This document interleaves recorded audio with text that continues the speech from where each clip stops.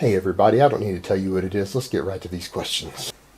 Hand positioning on squats. Can it cause elbow pain? What's the optimal with hand positioning?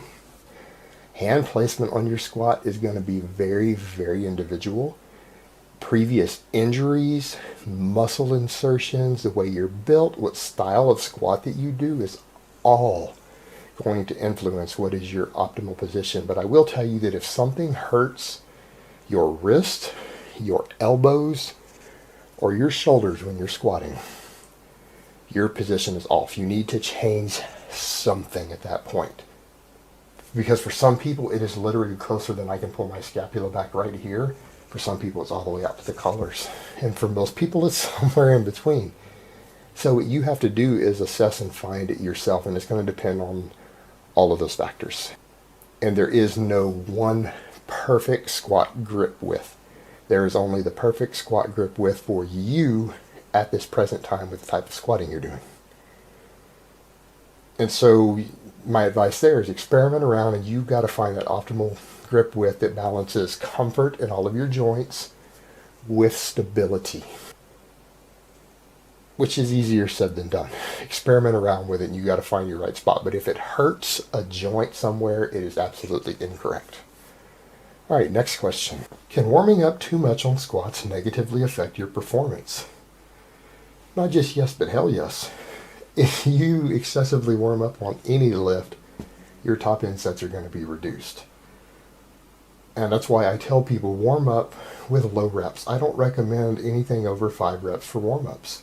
You start with the empty bar, do a 5-rep set, add weight, do a 5-rep set. And for me, anytime I get up to 50% max, I stop doing 5-rep sets at 50% and I drop down to triples. And the reason is you're fatiguing yourself, you're fatiguing energy systems on warm-ups, and you're going to miss performance on your maximum work sets because you're going to be more fatigued and you're going to have to use less weight. If you want to do metabolic fatigue work, save that for your last sets. There's no point in your overall performance taking a hit because you excessively warm up. And I'm just not a believer in large amounts of warming up. I don't think it's necessary for training. I don't think it prevents injuries very well.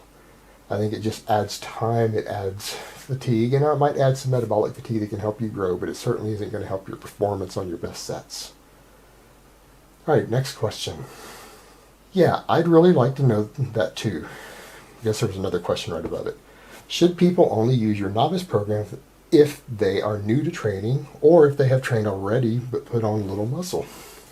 Look, if you're not big yet, if people do not see you and go, yeah, that guy lifts, or you're not hitting the numbers I recommend, which is a 2-plate per side bench, 3-plate per side squat, and a 4-plate per side deadlift, all for reps, then my novice program is still appropriate for you. You can still make very good gains on it, irrespective of if you've only been training for a month or if you've been training for 2 or 3 years. And I've had guys who were on split programs that they were making very, very slow progress on, who went and did my novice program for 6 months and made better gains than they made in their first year of training. Just depends on where you're at. But if you're not at those strength numbers yet, you can still benefit from it. Even if you've gained a decent amount of hypertrophy, you will still notice good improvements. And if you haven't finished out all of your new gains yet, if you haven't put on 20 pounds of muscle already from training, run the novice program. I promise you, you won't regret it. And it's not like I charge you anything for it, so you haven't lost any money. And a lot of people have successfully run it and brag about it. A lot of people out there recommend it also. So you don't really have anything to lose at that point. And like I said, it's not like I charge you anything for it. It's free, and it's linked in the description of every video. Alright guys, that's really all I have to say on that today. Hope it's been informative, and I will talk to you guys next time in part 5.